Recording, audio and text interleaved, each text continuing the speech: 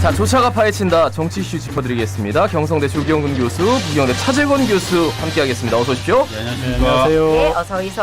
예, 두 분 뭐 여름 이제 방학으로 접어들었죠? 네. 두 분. 예. 뭐 어차피 방학이 슬퍼요. 예. 그래서 이제 조금 더 정치 이슈에 대해서 관심을 가져주십사. 아, 그 말씀이구나. 근데 뭐 알겠습니다. 워낙 뭐 전공이기도 쏟아지고 하고 있습니다. 쏟아지기도 하고. 예.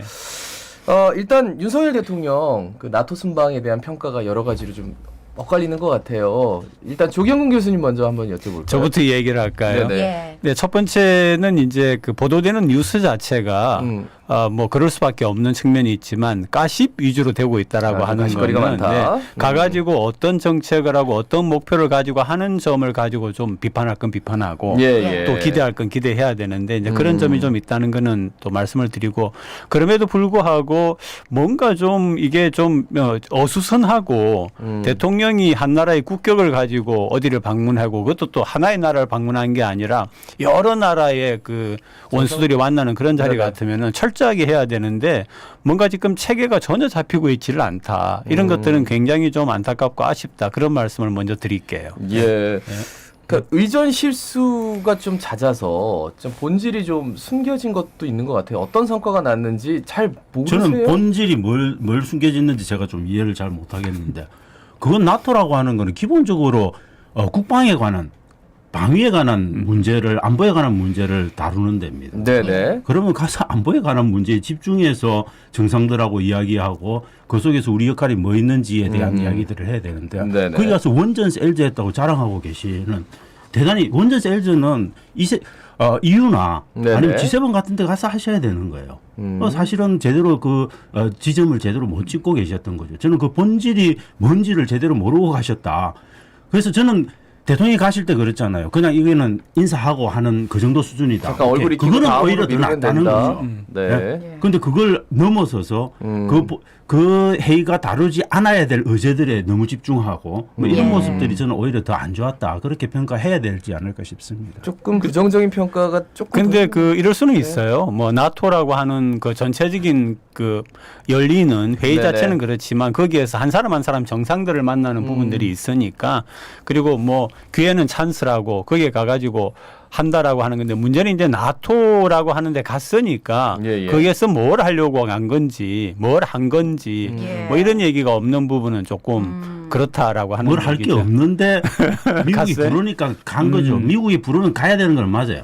그럼 가서 그냥 조용히 정말 인사나 하고 그냥 가서 비즈니스하고 온 모양이네 그러면. 그러니까 아니 근데 뭐 나중에 추후에 좀 살펴봐야 될 것 같아요. 그렇죠. 그러니까 정치 뭘 하고 왔느냐 하는 그러니까 거는. 어떤 네, 거를 네. 했느냐 그리고 그렇죠. 이제 어떤 과정이 있었고 결과적으로 그걸 다 다녀와서 이후에 세계관계가 어떻게 되느냐 국제관계가. 근데 한 가지만 제가 좀 첨언을 하고 싶은 네. 게 우리가 사실은 미국이나 일본 관계는 그래도 약간 깊숙하고 높은 부분까지 연결이 있습니다. 예. 근데 우리 한국 같은 경우에 정치학자들도 그죠. 미국이나 일본이나 중국은 전공자가 많은데 유럽 전공해 온 사람이 있긴 하지만은 굉장히 좀 중심을 못 잡고 그 한국의 학계에서 중심 속에 있지를 못하고 또 하나는 이분들이 있음에도 불구하고 뭐 내놓으라 하는 그런 유럽의 국가들과의 관계에서 아주 깊숙한 그런 인연은 없는 것이 하나 아쉽다. 그런 점 아주 저는 좀 두 가지가 그냥 해야 핵심이라고 된다고 보죠. 봅니다. 미국이 구상하는 중국과 러시아를 봉쇄하는 아시아까지 참여한 그 네네. 세계적인 체제에 그냥 우리가 편입되는 거를 오케이 하러 가신 거고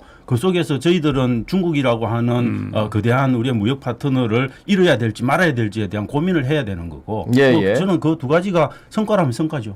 갔다 와서 아마 좀 평가를 해가지고 외교 방향을 새로 잡는 게 필요하겠죠. 네. 이제 뭐 여러 가지로 평가가 나오긴 하는데 그 조경 교수님 말씀대로 이제 가십거리가 좀 많았다라고 하다 보니까 통상적으로 이제 대통령 해외 순방 갔다 오면 이제 지지율이 좀 많이 올라야 되는데 네. 지난주에도 말씀을 드렸습니다만 지난주 말씀드릴 때보다 지지율이 더 부정이 많아요. 이제는 오차범위 밖에 이제 지지율이 부정이 많습니다. 왜 그렇다고 보시는지 뭔가 차재원 교수님부터 들어보죠. 예. 저는 좀 심각한 거죠. 왜냐하면 세 번의 선거를 내리다 이기셨어요. 그랬죠. 그다음에 경제 위기가 와 있어요. 순방을 하고 왔어요. 당연히 이거는 올라야 되는 겁니다. 지금 60~70% 나오는 게 정상이어야 되는데 지금 50% 밑으로 가져 있고 거의 모든 조사에서 다 빠져 있어요. 제가 볼 때는 제일 심각한 거는 이게 그러면은 아마 정부는 그렇게 생각할 겁니다. 경제 위기가 와서 그런 것들이 국민들 불편하게 해서 마이너스로 내려갔을까? 절대 아니라는 예, 예. 겁니다. 그거는 제가 볼 때는 윤석열 대통령과 부인인 김건희 여사가 갖고 있는 개인적인 어떤 문제점, 그다음에 그거를 통해서 하고 있는 정부 운영의 어떤 스타일. 이런 것들이 저는 지지율 깎아먹는 그냥 굉장히 중요한 요소로 작동을 했다. 거기다가 플러스 저는 그 이제 여당 내부에서의 계속되는 어떤 갈등 네네. 이런 것들이 뭔가 국민들을 불안하게 만든 요소들이 있는 거죠. 저는 그런 것들이 결국은 만들어낸 저는 지지율 하향 추세다. 뭐 예. 이렇게 봐야 되지 않을까 싶습니다. 그래서 그런데- 앞으로 이제 과제라고 한다고 하면은 그 이 집권당 쪽에서의 네. 어떤 집단적 사고가 형성이 돼야 된다고 봅니다. 예를 들면은 지금 뭐 권 누구 해가지고 뭐 누구 해가지고 윤핵관이라고 하는 분들 중에는 오랜 정치 생활을 하고 또 여러 경험을 갖고 있는 사람들이 있는데 네네. 이런 사람들이 대통령과 함께 또는 뭐 본인들이 좋다고 생각하는 우수하다고 생각하는 보좌진과 함께 어떤 집단 사고를 제대로 형성해 나가는 절차가 필요하다. 그 심각하게 생각을 해야 된다. 이렇게 이야기를 하죠. 저는 그런데 네. 그걸 기대하기가 굉장히 어려운 게 경제를 다루시는 분들이 나와가지고 경제 수석도 그렇고 경제부처의 장관도 그렇고 근데 월급 올리지 말라라고 주문을 하는 대단히 이상한 말씀을 하시질 않나. 그다음에 중국하고 미러 관계는 끝났다. 탈중국 하겠다라고 하는 걸 대놓고 이야기하시는 그런 보좌진들의 이 어떻게 대통령을 도울까 이게 진짜 그러니까 고민스럽습니다. 그 솔직히. 교수님 말씀은 조 교수님 말씀은 이제 보좌진에 대한 말씀도 있겠지만 지금 이제 여당에 그렇죠. 속한 핵심. 분들이 네, 네. 지금 굉장히 지금 논란이 뜨겁거든요. 그러다 보니까 뭐 그 이야기는 추후에 좀 나누고 그러면서 이제 윤 대통령이 아무래도 도어 스태핑 그러니까 지나가다가 이제 기자들한테 이제 말씀을 많이 하시는데 지지율 옛날부터 후보 시절부터 별로 의미 없다. 뭐 이렇게 좀 편안하게 말씀을 해주셨는데 정치인들이 지지율에 대해서 신경 안 쓸 수는 없잖아요. 정치인이 아니셨잖아요. 그거는 이해갑니다. 정치 오래 그래요? 해보신 분이고 시장이라도 해보신 분이고 국회의원이라도 해보신 분이면 제가 볼 때는 지지율이 뭘 의미하는지 정확하게 이해하고 아마 되게 빠르게 대응하실 거예요. 근데 이분은 평생 그냥 공무원 하시던 분이에요. 그래서 지지율에 대한 감각이 없으셔서 그건 제가 볼 때는 여당의 그 많은 국회의원들 100명이 넘는 국회의원들이 같이 가르쳐야 된다라고 봅니다. 왜냐하면 네네. 적어도 대통령이면 나는 일일비 하지 않겠다 이런 말을 할 수 있는 거잖아요. 일일비하지 않겠다. 근데 지지율 별로 자체가 의미가 없다. 없다 하면 도대체 아. 그럼 국민 그 대통령이 이야기하는 국민의 목소리를 어디서 들을 겁니까? 그 말씀. 자, 이거- 그러면 근데 저는 이렇게 생각합니다. 그 이제 길게 보자. 아마 네네. 밑에 제가 보좌진 같으면 그렇게 이야기를 할 것 같아요. 지금 사실은 대통령 본인도 그렇고 김 여사도 그렇고 사실은 이런 것들이 지지율을 굉장히 깎아먹는 그런 역할을 하고 있는데 총선이 이제 정치라고 하는 게 그렇거든요. 총선이 이제 내후년인데 그렇죠. 그때까지 차근차근 올라가는 그런 지지율을 만들어 보자. 그거는 결국 국정을 지금은 비판이 있지만은 잘 만들어가면서 효과를 내면서 희망을 갖게 하면서 그렇게 지지율을 만들어가자. 아마 이렇게 보좌진들이 이야기하고 있지 않나 그런 생각도 들더라고요. 제발 그러시기를 바랍니다. 네. 네네네네. 제가 가서 얘기하고 올게요. 아니, 그 그림 문희영 만들어라. 교수님 같은 분을 모셔야 돼요. 아이고 별로 서로에 대해서 별로 왜 자꾸. 굉장히 좀 호의적입니다. 저는 가고 예, 싶잖아요. 알겠습니다. 네. 그리고 윤석열 정부의 초대 내각 진용구축이 막바지에 접어들고 있는 가운데 김승희 보건복지부 장관 후보자가 자진 사퇴를 하면서 인사검증 논란이 다시 또 도마 위에 올랐죠. 어떻게 보십니까?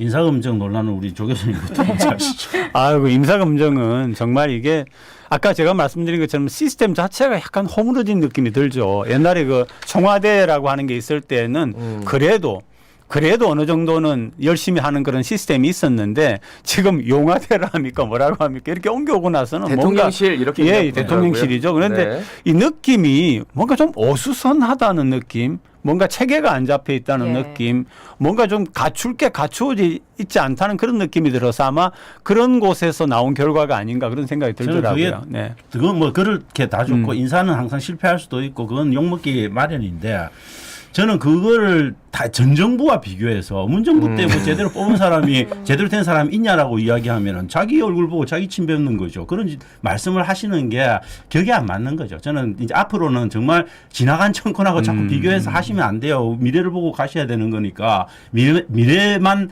바라보는 그런 좀 말씀을 좀 저는 자주 하시는 게 낫다. 그러니까 전체적으로 이제 도어 스태핑이 결국 기승전 그 도어 스태핑에서 이런 말씀을 하셨다라는 것 자체가 그러니까 초반에는 이제 소통이라는 얘기들을 많이 했는데 지금은 굉장히 좀 화가 나서 그렇죠. 왜냐하면 그거는- 기자들이 분명히 좋은 질문 안 하거든요.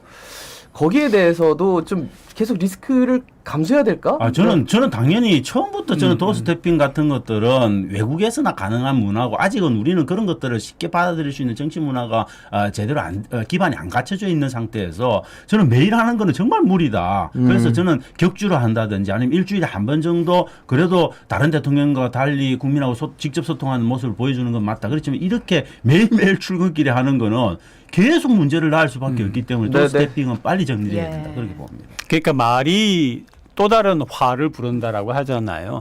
그리고 정치인의 말은 무겁고 정확해야 되거든요, 사실은. 그러니까 그 전에 그 911이 났을 때 부시가 했던 얘기가 United we stand라고 뭉쳐서 우리가 이걸 이겨내자라고 한마디 하고 또 그 전에 뭐 선거 과정에서도 그죠. 경제가 문제야라든지 이렇게 뭔가 하나 툭 던지고 나서 국민들이 상상하고 기대하게 만들어줘야 되는데 본인이 나서 가지고 이거 쨍쨍쨍 하는 엿장수가 외치듯이 그렇게 하는 거는 이거는 굉장히 많은 국민들 속에 나쁜 영향을 준다라고 생각을 해요. 그래서 처음에는 그게 잘 할 거라고 생각해서 아마 그런 걸 열었던 것 같은데 지금 네. 지나고 보면 이제는 조금 그 횟수를 갖다 줄일 한 주에 한 번이라고 한다든지 이런 식으로 하고 말도 정제를 해야 된다는 네네. 거죠. 네. 그 이준석 대표 이제 징계 심의가 내일 열려요. 근데 이제 2주 동안 미뤄진 동안 이준석 대표가 이제 돌아오는 윤석열 대통령을 또 맞이하러 가는 모습도 갑자기 이제 펼쳐지기도 했고 그러니까 이준석 대표의 운명이 과연 어떻게 될 것인가에 대해서 많이들 말씀들을 하시더라고요. 두 분은 어떻게 예상하시는지. 저는 개인적으로 기사 예상하기는 어렵다. 토사구팽만 받아들이셔야 된다. 그렇게 봅니다. 왜냐하면 이건 토사구팽 하겠다고 모든 각본을 짜고 처음부터 시작한 건이기 때문에 그 목표가 될 때까지 저는 밀어붙일 가능성이 매우 높고 공존할 수 없는 상황이 될 가능성이 매우 높다. 그렇게 봅니다. 그래서 저는 뭐 토사구팽 당하고 나서 네. 이준석 대표가 어떻게 대응할지에 대한 이제 그런 것들이 저는 오히려 더 논란거리가 될 가능성이 높다. 그런데 기본적으로 이 당대표로서 마지막으로 추인해줘야 될 거 아닙니까? 그 네네. 추인 과정에서 자기 목소리를 낸다든지 그 다음에 또 한 가지는 아예 그러면 안녕히 계세요 하고 나가버려서 근데 새로운 정당 체계를 정당을 구성하려고 한다든지 뭐 이런 네네. 것들을 통해서 아마 또 다른 변신을 택할 가능성이 저는 있지 않을까 조심스럽게 그렇게 예측합니다. 그러니까 이준석 당대표는 계속해서 정치권에 계속 뭐 있을 것이다. 예, 물론이죠. 이제 자기가 받아들일 수 없으니까. 음. 이거는 뭐 명백히 토사구팽이죠. 왜냐하면 이준석 없는 지금의 국민의힘은 상상하기 어려운 건데 이렇게 내치는 거는 정말 이준석 대표로서는 저는 받아들이기 어려울 거다. 또 한 가지 변수는 저게 있는 것 같아요. 어느 수준의 징계가 되느냐에 그렇죠. 따라서 어느 수준의 징계가 되느냐에 따라서 둘 중에 하나를 선택할 수밖에 없죠. 예. 나가서 새롭게 도모를 하든지 아니면은 내부에 있으면서 결국 아주 낮은 수준의 징계 같으면 희석될 수도 있으니까 시간이 가면서 경고 정도면 그래서, 아마 경고. 예, 그래서 아마 네. 그 어느 정도냐에 따라서 본인이 거취를 결정하고 본인이 가졌던 정치적인 꿈은 버리지 않을 거라고 봅니다. 당원권 정지 뭐 6개월. 그렇게 되면 그거는 심각하죠. 심각한 거죠. 네, 그건 아주 심각한 심각한 거죠. 네. 예. 그렇게까지 할까요? 근데 그렇게까지는 어쨌든 안 갈게요. 당원권 정지가 어쨌든 가장 큰 거잖아요. 큰 거죠. 그렇죠, 그렇죠. 알겠습니다. 내일 아마 많이들 보실 것 같은데 이제 민주당 얘기 좀 해보겠습니다. 민주당 이 전당대회 룰을 두고 당내 갈등이 뭐 전당대회 늘 그래요. 그러니까 시작하기 전에는 민주당도 똑같은 거죠. 예. 그러니까 당 대표가 참 중요하네요, 그죠? 룰을 두고 이제 비대위가 전준위, 그러니까 전당대회 준비위원회에서 그 여러 가지 안을 내놨는데 그냥 본래대로 하자. 그렇게 결정해가지고 오늘 당무위원회가 오늘 열리어서 거기서 이제 결정한다. 결정이겠죠. 뭐 네. 우상호 비대위원장 그렇게 얘기하더라고요. 네. 어떻게 일단 보세요? 현재 나와 있는 안은 그 이재명 의원에게 약간 유리하게 지금 많이 나와 있죠. 아니죠. 이재명 의원 쪽에서도 받아들이기 어렵죠. 왜냐하면 경선에서 떨어질 가능성이 있게 구성을 해놓은 겁니다. 특히 이제 경선에 떨어질 가능성도 있고, 네. 그다음에 이재명 당대표가 뭐 거의 될 게 확실하지만 된다 하더라도 최고위원회가 충분히 경제할 수 있는 장치들, 그게 1인 2표제 그렇죠. 아닙니까? 최고위원 뽑을 때 2표 뽑는데 하나는 전국적인 인물로 투표하고 하나는 반드시 자기가 살고 있는 지역의 대표를 뽑아라 이렇게 이야기를 한다는 이야기는 예. 전국적으로 예컨대 개딸이나 아니면 양아 같은 그런 현상에 의해서 뽑혀진 구성되는 최고위 체제를 받을 수 없다는 거하고 똑같은 겁니다. 그러면은 최고위원회 안에서 당대표와 최고위원들 간에 뭔가 갈등이 일어나는 양상도 배제할 수 없게 그러니까 지금 예비 경선부터 이제 국민 여론조사 반영하는 그렇죠. 결정을 했는데 전준위에서 네. 그런데 그걸 이제 비대위에서 엎었단 말이에요. 중앙위원회에서 오롯이 하겠다 이렇게 하고. 그 이제 권리당원인데 그죠. 그다음 여론조사의 비중이라고 하는 것도 결국은 영향을 크게 주는 여론조사의 거니까. 비중은 이제 늘어나갈 거고 그런 부분들은 이제 나중에 이제 본선에서 드리겠죠. 근데 이제 예비 경선에서는 그렇죠. 받아들이기 어렵게 돼 있기 때문에 그래서 사실 예비 경선이 굉장히 오히려 이재명 의원 입장에서도 예. 되게 조심스러워야 되는 겁니다. 제가 볼 때는 지금 현재 만약에 지금 단일화라든지 97 세력 중에서 단일화가 일어나고 강력한 그게 부상한다 이러면 어떻게 되는지 알 수 없는 거예요. 근데 그게 잘 될까요? 저는 그 정당 안에서. 그래서 저는 항상 틀리는 예측이지만은 이재명 의원이 되지 않을까 이렇게 생각을 저도 하고 그렇게 있는데. 보지만 그래도 저는 박용진 의원이 18% 정도 나오는 거는 꽤 나오더라고요. 되게 예전에 비하면은 진짜 되게 많이 나아진 거예요. 그렇죠, 이런 그렇죠. 부분들이 저는 이재명 의원한테는 굉장히 좀 위협적인 요소가 될 수도 있다. 근데 이제 97세대 대 86세대의 갈등이 당내 갈등이 어떤 식으로 이제 결론이 나오느냐라고 하는 게 저는 이 갈등은 대단히 민주당한테는 신선하고 좋은 갈등이라고 봅니다. 이 갈등은 있는 게 낫죠. 왜냐하면 민주당 안에서 그래도 세대 교체를 주장하는 목소리가 있다는 것 자체가 민주당의 혁신의 한 모멘텀을 보여주는 거기 때문에 저는 나쁜 건 아니다. 그런데 이게 이제 지나치게 가가지고 정말 막 분당 사태까지로 가고 이러면 안 되는 거죠. 근데 양쪽으로 보면은 우리가 국힘 같은 경우에는 새로운 세대라고 하는 그런 개념이 나오질 않는데 민주당은 어쨌든 새로운 세대라고 하는 개념이 또 생겼으니까 한번 또 그런 점에서도 기대해 볼 만하다고 봐. 97 보면서 이분들 진짜 새로운 거라는 생각이 조금 더 낮추시죠. 상대적으로 08로 갑니까? 그럼? 상대적으로 새롭다는 지금 거죠. 뭐 박용진, 강병원, 뭐 강훈식, 아우 뭐 그분들 중에서도 뭐 그동안 해왔던 발언 보면은 사실 보면은 국민적인 존재감 인지도는 사실 많이 낮은 떨어져요. 분들이어서 네. 제가 볼 땐 그닥 파괴력은 없을 거다 그렇게 봅니다. 지역의 얘기를 좀 해보겠습니다. 부산시의회 원구성을 굉장히 좀 조용하게 잘 마쳤다라고 생각하세요? 어떻게 보세요? 당연히 조용할 수밖에 없는 47명 중에 45명 같은 자당 출신인데 그 자당 조용 안 하면 출신이라고 이상하죠. 해도 뭐 물론 민주당은 잡음이 많았었습니다. 초선들이 이제 많으니까. 처음 잡아봤으니까 잘 모르는 거고 예. 이분들은 굉장히 오랫동안 여러 번 잡아보신 분들이기 때문에 어떻게 하면 정치를 어떻게 하는가 아시는 거죠. 그래서 이 조용함이 저는 오히려 조금 어색하다.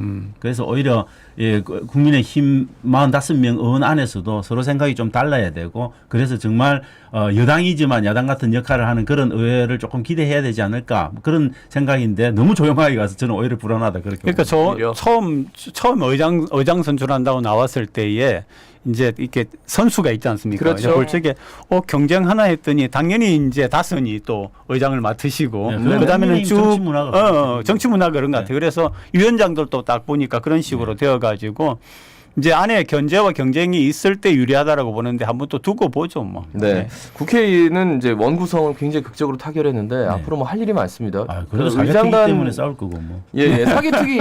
예. 사개특위도 그렇지만 사개특위는 받아줄 만한데 왜 그러냐면 아마 그거는 최종적으로는 결국은 받아줄 거라고 저는 개인적으로 생각을 하는데 받아줄 만한데 근데 국민의힘이 그걸 받아주더라도 그냥 받아주지 않겠죠. 그러니까 이제 뭔가를 다른 받고 조건들을 받아주는 받고 거죠. 다른 조건들을 무력화시키거나 하는 방식으로 아마 받아주지 않을까 저는 근데 그렇게 뭐 생각합니다. 최종적인 무기가 사실은 국힘에게 있는 거 아닙니까? 그죠? 왜 그러냐면 대통령이 거부권이라고 하는 게 있으니까. 그렇죠. 네. 네네. 그렇게 돼서는 안 되지만은 지금 이 상태에서 거부권까지 행사하면 항상 큰일이 나지. 예. 근데 이제 검수완박 입법 그 후속 조치를 하는데 검수완박 그 법이 자체가 헌법 소원을 지금 했단 말이에요. 예. 그런 것들을 이제 철회라. 예, 소치야 뭐. 예, 그것도 제 조건에 들어있단 말이에요. 근데 제가 볼 때는 그 소치아 같은 것들은 민주당도 고집을 안 할 가능성이 있다고 봅니다. 그거는 뭐 이거는 헌재가 지금 대단히 좀 진보적 성향으로 사실 구성되어 있는 부분들이 있기 때문에 네네. 민주당도 그냥 가도 뭐 저는 무방할 거다. 근데 저는 핵심은 사개특위를 그냥 구성을 해서 검찰 개혁의 어떤 물꼬를 트냐 이 부분이 저는 굉장히 핵심적이에요. 그런데 금수완박 같은 경우에 이번에 이제 대선에서 패배한 원인 중에 하나인데 만약에 네네. 헌재가 거기에 대하여서 타당하다고 결론을 내려주면은 뭐 그건 뭐 예, 그런 군발차를 경우는 타는 심각해지는데 뭐 그렇다고 해서 저는 제가 볼 때 그렇게 될 그러니까 이제 요소는 아니 없다고 봅니다. 헌재에서 금수완박의 법안 자체가 문제가 없다라고 네. 그렇게 해주면은 민주당은 큰 문제점 하나를 갖다 벗어 던지는 거니까 유리하다라고 하는 얘기죠. 예. 근데 이제 그게 헌법재판소 알지만 정말 그렇죠. 하세월입니다. 네. 언제 될지 시간 많이 몰라요. 걸리고. 천천히 하시겠죠. 예, 예, 예.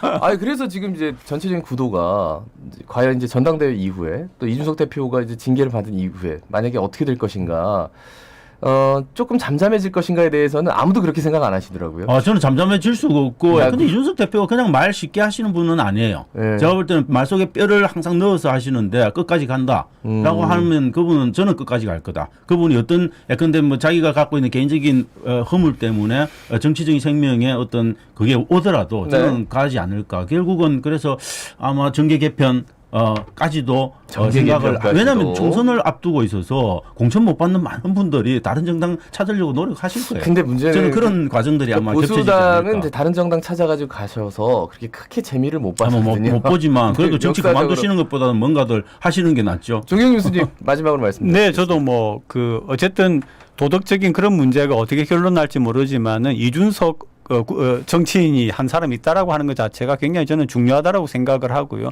사실은 이준석 대표가 없었으면은 국힘이 이겼겠는가 하는 것도 한번 돌이켜 볼 필요가 있습니다. 예, 예. 알겠습니다. 말씀 여기까지 듣겠습니다. 두 분 경성대 조경훈 교수, 부경대 차재권 교수 함께했습니다. 네, 감사합니다. 예, 고맙습니다. 예. 예. 자, 오늘